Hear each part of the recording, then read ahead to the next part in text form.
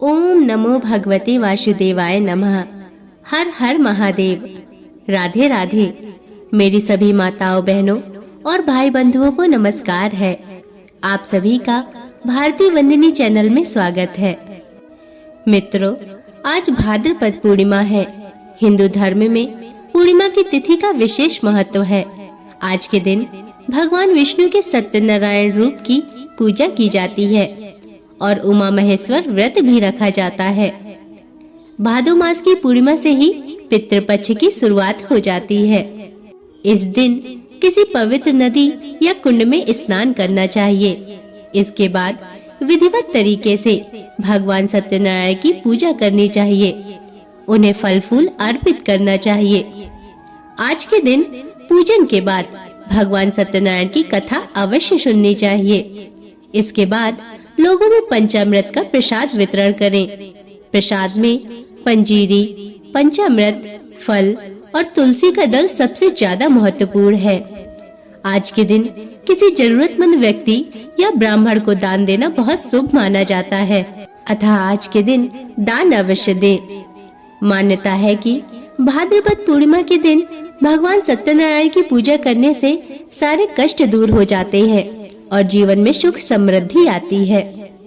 मित्रों, क्योंकि आज के दिन भाद्रपद पूर्णिमा के साथ साथ उमा महेश्वर व्रत भी है, अतः आज मैं आपको पूर्णिमा की व्रत कथा के साथ साथ उमा महेश्वर व्रत का भी रसपान कराऊंगी।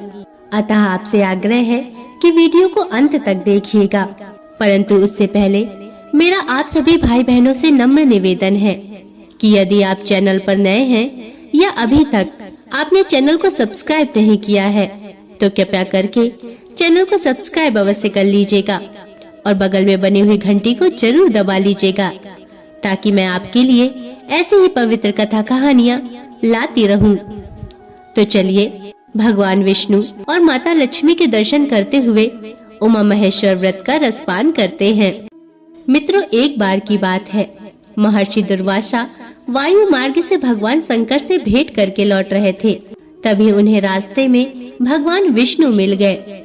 दुर्वासा ऋषि ने उन्हें बताया कि वो भगवान शिव से मिलकर आ रहे हैं। इसके बाद उन्होंने बिल्व पत्र की एक माला भगवान विष्णु को भेंट की, लेकिन भगवान विष्णु जी ने उस माला को स्वयं पहनने के बजाय गरुड़ को पहना दिया, जिस पर महर्षि दुर्वासा को बहुत क्रोध आया और उन्होंने भगवान विष्णु को श्राप देते हुए कहा, हे विष्णु, तुम्हें अपने ऊपर बहुत घमंड है ना? तो जाओ, तुम्हारा सारा सुख खत्म हो जाएगा। तुम्हारी पत्नी लक्ष्मी तुमसे अलग हो जाएगी। दुर्वासा जी के मुख से ऐसा श्राप सुनते ही भगवान विष्णु को अपनी गलती का एहसास हुआ और उन्होंने बहुत ही विनम्र भाव से उनसे माफी मांगी और दोबारा ऐसी भूल न होगी ऐसा वचन दिया, जिस पर दुर्वासा ऋषि शांत हो गए। लेकिन उन्होंने कहा कि अब मैं श्राप वापस नहीं ले सकता हूँ, लेकिन यदि आप पूर्णिमा के दिन महादेव और चांद की पूजा करेंगे तो उसके बाद आप श्राप के कष्ट से मुक्त हो जाएंगे। जिसके बाद भगवान विष्णु ने क्षमा मांगते हुए भगवान शिव और चांद की पूजा पूर्णिमा के दिन की, जिससे उनके सारे कष्ट दूर हो गए और अपनी सारी खोई हुई चीज प्राप्त हो गई और माता लक्ष्मी उन्हें वापस मिल गई। तो भक्तों, प्रेम से बोलिए श्री हरि विष्णु की जय, भगवान भोलेनाथ की जय। मित्रों, अब मैं आपको भादो मास की पूर्णिमा की व्रत कथा सुनाने जा रही हूँ, अतः ध्यान से सुनिए।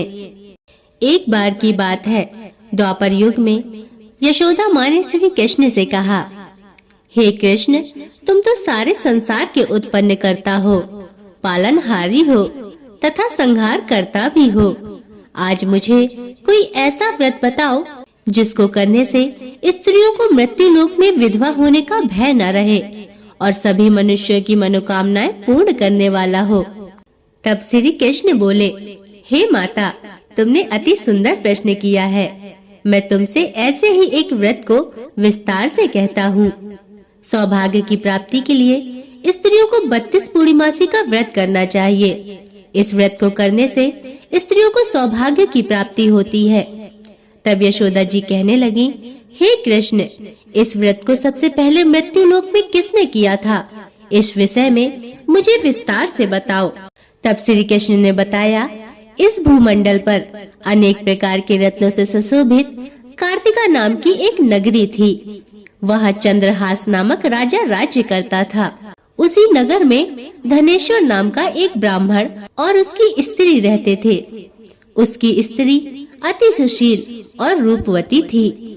उसके घर में धन धान्य आदि की कोई कमी नहीं थी, परंतु उनके घर में एक बहुत बड़ा दुख था कि उनकी कोई संतान नहीं थी। एक समय एक बड़ा योगी उस नगर में आया। वह योगी उस ब्राह्मण के घर को छोड़कर बाकी सभी घरों से भिक्षा लेकर भोजन किया करता था, परंतु वह रूपवती से कभी भी भिक्षा नहीं लेता था। रूपवती हमेशा भिक्षा के साथ उस योगी का इंतजार किया करती थी। एक दिन की बात है, वह योगी रूपवती को उसके घर की ओर आता हुआ दिखाई दिया। रूपवती प्रसन्न हो उठी, परंतु वह योगी रूपवती के घर न आकर किसी अन्य घर से भिक्षा लेकर वहां से चला गया और गंगा किनारे भिक्षा को प्रेम पूर्वक खाने लगा। तभी धनेश्वर ने योगी को यह सब कार्य करते हुए देख लिया। अपनी भिक्षा के अनादर से दुखी होकर धनेश्वर योगी से बोला, हे महात्मा, आप सभी घरों से भिक्षा लेते हैं, लेकिन मेरे घर से भिक्षा कभी नहीं लेते। इसका क्या कारण है?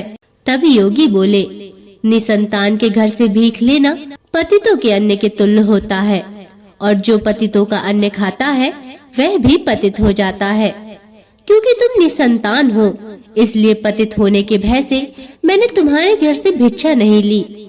धनेश्वर यह बात सुनकर बहुत दुखी हुआ और हाथ जोड़कर योगी के चरणों पर गिर गया और कहने लगा, महाराज, यदि ऐसा है तो आप मुझे पुत्र प्राप्ति के उपाय बताइए। आप सर्वज्ञानी हैं, मुझ पर कृपा करिए भगवान। मेरे घर में धन धान्य की कोई कमी नहीं है, परंतु संतान दुख मेरा सबसे बड़ा दुख है। तब योगी बोले, हे ब्राह्मण, तुम चंडी की आराधना करो। घर जाकर उसने अपनी स्त्री को सब वृत्तांत बताया और स्वयं तप करने के लिए वन में चला गया। वन में जाकर उसने चंडी की उपासना की और उपवास किए। चंडी ने 16वें दिन उसको सपने में दर्शन दिया और कहा, हे धनेश्वर, जा, तेरे घर पुत्र होगा, परंतु वह 16 वर्ष की आयु में मृत्यु को प्राप्त हो जाएगा। यदि तुम दोनों पति पत्नी 32 पूर्णमासी का व्रत विधि पूर्वक करोगे तो वह दीर्घायु हो जाएगा। जितनी तुम्हारी सामर्थ्य हो उतने आटे के दिए बनाकर शिव जी भगवान का पूजन करना, परंतु पूर्णमासी के व्रत 32 होने चाहिए। प्रातः काल होने पर तुम इस स्थान के समीप जाना। तुम्हें वहाँ आम का वृक्ष दिखाई देगा। उस पर चढ़कर एक फल तोड़कर तुम शीघ्र ही अपने घर चले जाना और अपनी स्त्री से सब वृत्तांत कहना। ऋतु स्नान करके स्वच्छ होकर श्री शंकर भगवान का ध्यान करके उस फल को वह खा लेगी, तब शंकर भगवान की कृपा से उसको गर्भ हो जाएगा। जब वह ब्राह्मण प्रातः काल उठा तो उसने उस स्थान के पास जाकर आम का वृक्ष देखा, जिस पर एक अत्यंत सुंदर आम का फल लगा हुआ था। तब उस ब्राह्मण ने उस आम के वृक्ष पर चढ़कर फल को तोड़ने का प्रयत्न किया, परंतु वृक्ष पर कई बार चढ़ने के बाद भी वह फल तोड़ नहीं पाया। अब उस ब्राह्मण को चिंता होने लगी। तब वह विघ्न विनाशक श्री गणेश जी का चिंतन करने लगा और बोला, हे दयानिधे, हे विघ्न विनाशक, हे मंगलकारी, आप मुझे इतनी शक्ति दे कि मैं अपने कार्य में सफल हो सकूं।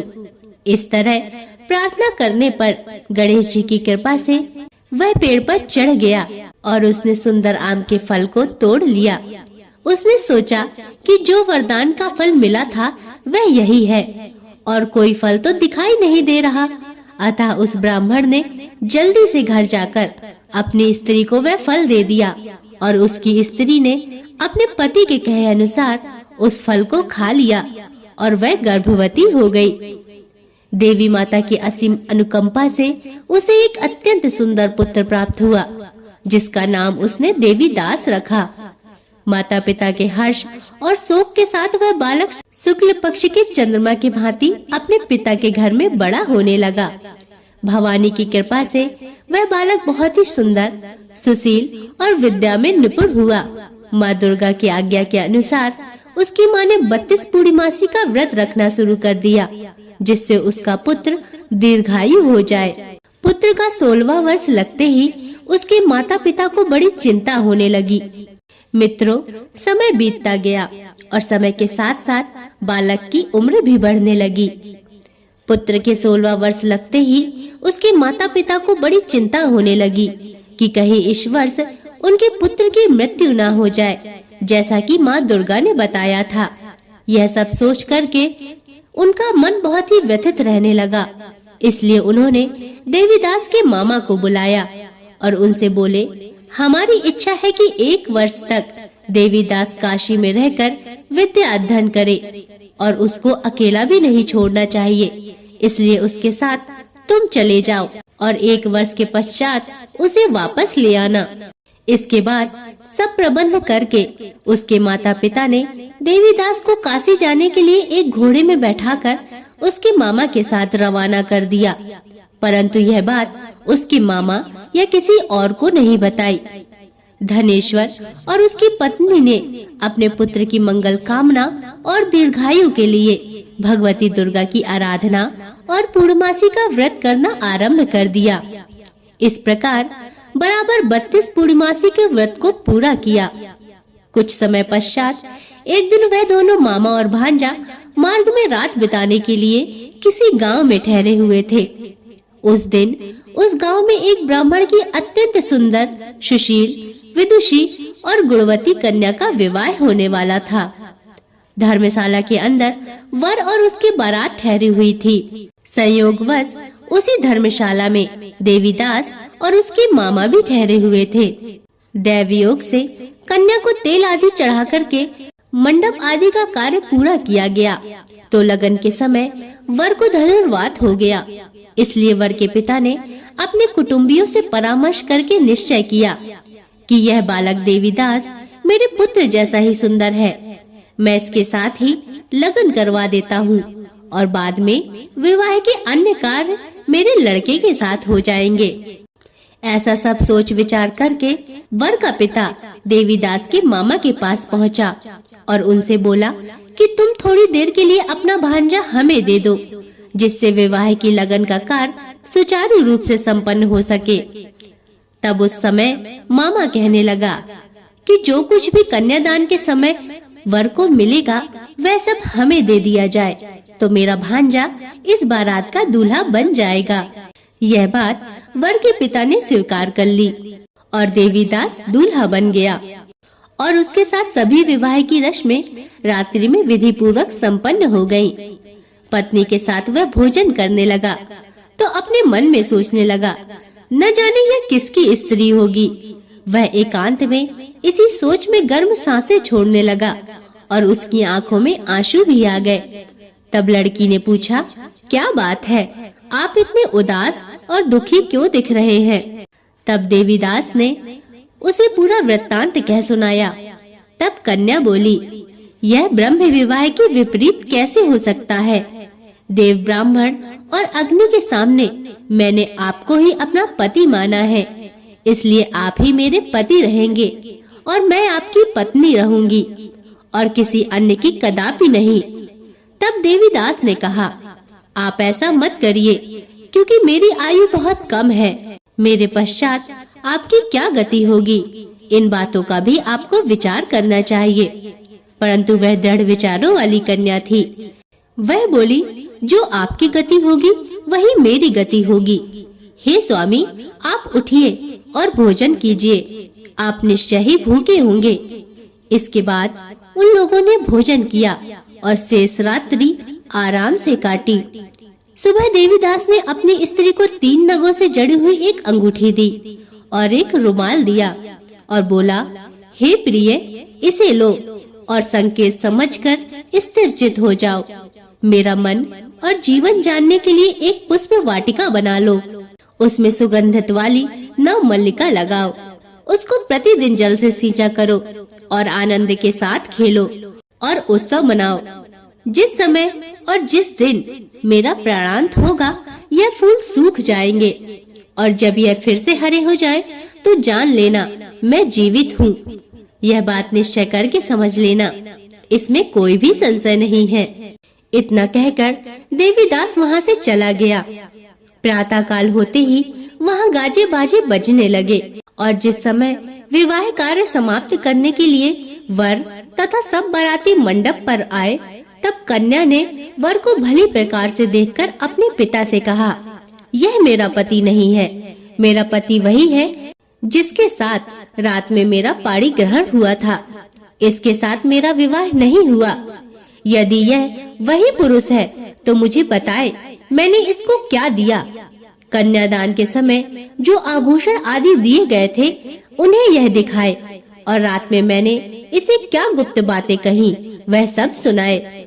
पिता ने उसके कहे अनुसार वर को बुलवाया और कन्या की यह सब बातें सुनकर वर कहने लगा, मैं कुछ भी नहीं जानता। इसके बाद लज्जित होकर वह अपना समूह लेकर वापस चला गया और सारे बाराती भी अपमानित होकर वहाँ से लौट गए। भगवान श्री कृष्ण बोले, हे माता, इस प्रकार देवीदास काशी विद्या अध्ययन के लिए चला गया। कुछ समय बीतने के बाद काल से प्रेरित होकर एक सर्प रात्रि के समय देवीदास को डसने के लिए आया। उस विषधर के प्रभाव से उसके शयन के चारों ओर का स्थान विष के प्रभाव से विस्मय हो गया, परंतु व्रत के प्रभाव से वह देवीदास को काट नहीं पाया, क्योंकि पहले ही उसकी माता ने 32 पूर्णिमासी का व्रत कर रखा था। इसके बाद मध्याह्न के समय स्वयं काल वहाँ पर आया और उसके शरीर से उसके प्राणों को निकालने का प्रयत्न करने लगा, जिससे वह मूर्छित होकर पृथ्वी पर गिर गया। भगवान की कृपा से उसी समय माता पार्वती के साथ भगवान शंकर वहाँ पर आ गए और उसको मूर्छित दशा में देखकर पार्वती जी ने भगवान शंकर से प्रार्थना की कि हे महाराज, इस बालक की माता ने पहले ही 32 पूर्णिमा का व्रत पूरा किया था, जिसके प्रभाव से हे स्वामी, आपको इसे प्राण दान देना होगा। भवानी के कहने पर भक्त वत्सल भगवान शिव जी ने उसको प्राण दान दे दिया। इस व्रत के प्रभाव से काल को भी पीछे हटना पड़ा और देवीदास स्वस्थ होकर बैठ गया। उधर उसकी स्त्री उपवन को सींचा करती थी। उसने देखा कि उस पुष्प वाटिका में पुष्प मुरझा गए हैं। ऐसा देखकर उसे बहुत आश्चर्य हुआ, परंतु कुछ ही समय बाद वे पुष्प हरे भरे हो गए, उनमें जान आ गई। ऐसा देखकर उसे बहुत ही प्रसन्नता हुई और यह आभास और संतुष्टि हो गई कि उसका पति ठीक ठाक और जीवित है। यह देखकर वह बहुत ही प्रसन्न हुई और अपने पिता से बोलने लगी, पिताजी, मेरे पति जीवित हैं, आप उनको ढूंढिए। यहाँ दूसरी ओर देवीदास के 16 वर्ष व्यतीत हो गए थे, तो देवीदास अपने माता पिता के घर की ओर अपने मामा के साथ चल दिया। यहाँ उसके ससुर उसको ढूंढने के लिए अपने घर से निकलने ही वाले थे कि दोनों मामा भांजा वहाँ पर आ गए। उनको आया हुआ देखकर उसके ससुर को बहुत प्रसन्नता हुई और वह प्रसन्नता के साथ उन्हें अपने घर ले आए। उस समय नगर के निवासी भी वहाँ इकट्ठा हो गए और सबने निश्चय किया कि अवश्य ही इसी बालक के साथ कन्या का विवाह हुआ था। उस बालक को जब कन्या ने देखा तो वह बोली, पिताजी, यही मेरे वर हैं, इन्हीं के साथ मेरा पाणी ग्रहण हुआ था। कुछ दिन बाद देवीदास के ससुर ने देवीदास को बहुत से उपहार देकर अपनी बेटी को विदा किया। जब देवीदास अपने गांव के निकट पहुंचा, तो गांव के कई लोगों ने उसे देख लिया और उसके पहुंचने से पहले ही उसके माता पिता को पहले ही खबर दे दी कि तुम्हारा पुत्र देवीदास अपनी पत्नी और मामा के सहित आ रहा है। ऐसा समाचार सुनकर पहले तो उसके माता पिता को विश्वास नहीं हुआ, परंतु जब और लोगों ने भी आकर यही बात बताई तो उन्हें बड़ा आश्चर्य हुआ। फिर थोड़ी देर में देवीदास ने आकर अपने माता पिता के चरणों में सर रखकर प्रणाम किया और उसकी पत्नी ने भी अपने सास ससुर के चरणों को स्पर्श किया। फिर माता पिता ने अपने पुत्र और पुत्रवधू को अपने हृदय से लगा लिया और दोनों की आंखों से प्रेम के अश्रु बह चले। अपने पुत्र और पुत्रवधू के आने की खुशी में धनेश्वर ने बड़ा भारी उत्सव किया और ब्राह्मणों को दान दक्षिणा देकर प्रसन्न किया। भगवान बोले, इस प्रकार धनेश्वर को 32 पूर्णिमासी के व्रत के प्रभाव से पुत्र प्राप्त हो गया। जो भी स्त्री इस 32 पूर्णिमासी के पावन व्रत को करती है, वे जन्म जन्मांतर में कभी भी विधवा का दुख नहीं झेलती और हमेशा सौभाग्यवती रहती है। यह व्रत पुत्र पौत्र देने वाला तथा संपूर्ण मनोकामनाओं को पूर्ण करने वाला है। 32 पूर्णिमासी का व्रत करने पर सभी मनोकामनाएं भगवान शिव और माता पार्वती के आशीर्वाद से पूरी हो जाती हैं। तो भक्तों, प्रेम से बोलिए, भगवान शिव शंकर की जय, माता पार्वती की जय। दोस्तों, यह थी भाद्रपद पूर्णिमा और उमा शंकर की व्रत कथा। आशा करती हूँ कि आपको कथाएं पसंद आई होंगी। अगर इसमें कोई त्रुटियां हैं तो मुझे क्षमा करें। और आपसे एक बार पुनः निवेदन है कि चैनल को सब्सक्राइब करके बगल में बनी हुई घंटी को जरूर दबा लें और कमेंट में हमें बताएं कि आपको कथा कैसी लगी है। और कमेंट में जरूर लिखें, हर हर महादेव, जय श्री हरि विष्णु, माता पार्वती की जय। अब अगले वीडियो तक के लिए नमस्कार।